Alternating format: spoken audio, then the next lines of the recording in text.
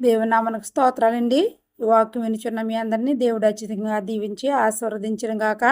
ఈరోజు దేవుని వాగ్దానము కీర్తన 135వ కీర్తన. యెహోవాను స్తుతించుడి, యెహోవా నామమును స్తుతించుడి. యెహోవా సేవకులారా, యెహోవా మందిరములో మన దేవుని మందిరపు ఆవరణములలో నిలుచుండు వారలారా, యెహోవాను స్తుతించుడి. యెహోవా దయాళుడు, యెహోవాను స్తుతించుడి. ఆయన నామమును కీర్తించుడి, ఇది మనోహరము.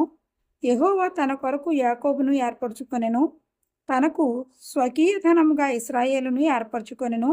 యెహోవా గొప్పవాడనియు మన ప్రభువు సమస్త దేవతల కంటే గొప్పవాడనియు నేను ఎరుగుదును. ఆకాశమందును భూమి యందును సముద్రములందును మహాసముద్రములన్నిటి యందును ఆయన తనకిష్టమైనదంతయు జరిగించువాడు. దేవుడి వాక్యమును దీవించును గాక. చిన్న ప్రార్థన చేసుకుందామండి.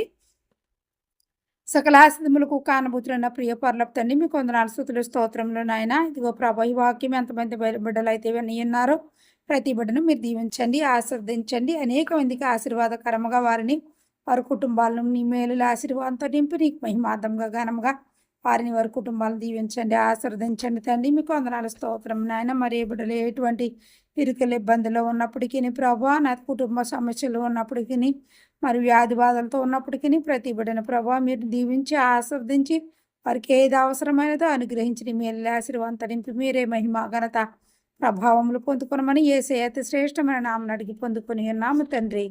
ఆమేన్.